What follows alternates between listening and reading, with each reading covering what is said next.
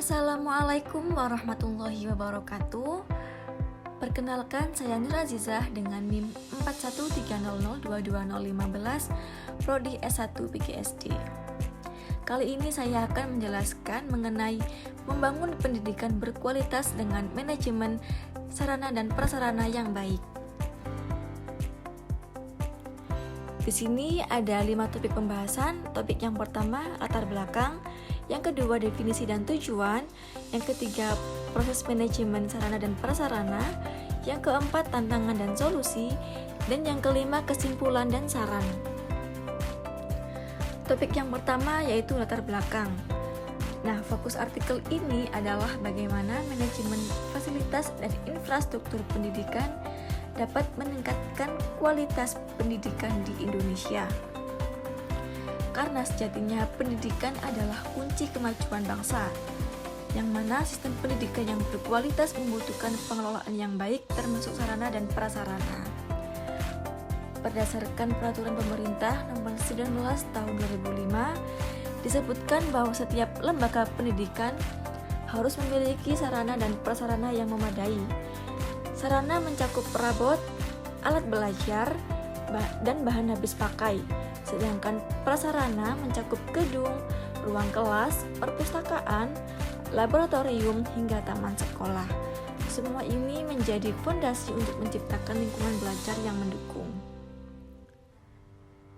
Topik yang kedua yaitu definisi dan tujuan.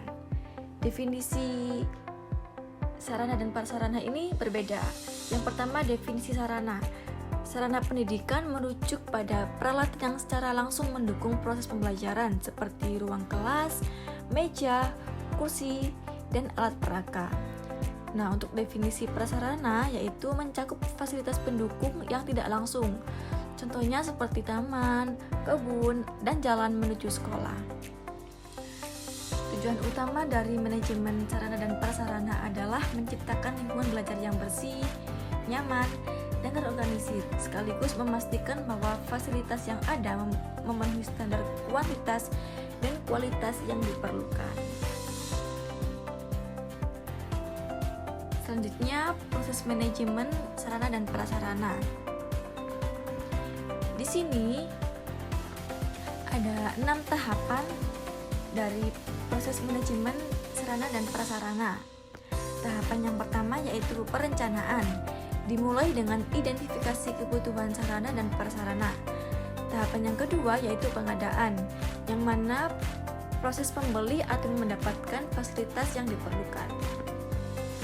Tahapan yang ketiga ada penyimpanan, yaitu dengan menyimpan fasilitas secara aman dan terorganisir. Tahapan yang keempat, pendistribusian, yaitu dengan menyalurkan fasilitas ke unit yang membutuhkan.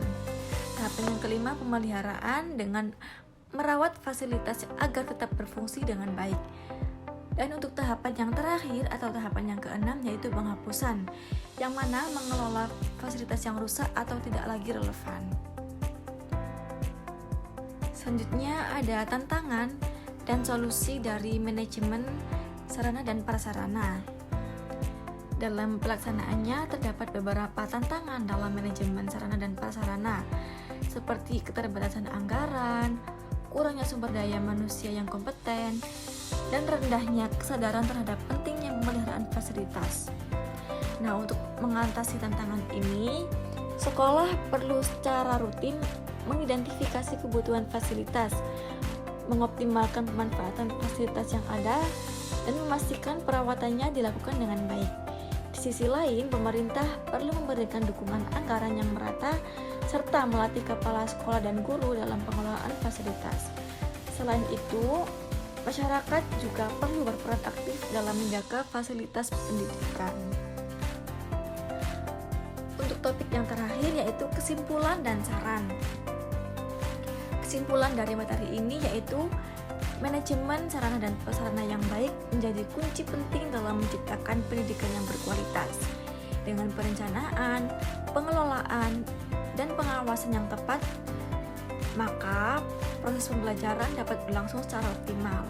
Oleh karena itu, diperlukan sinergi antara sekolah, pemerintah, dan masyarakat untuk memastikan bahwa tantangan yang ada dapat diatasi, sehingga kualitas pendidikan di Indonesia dapat terus meningkat.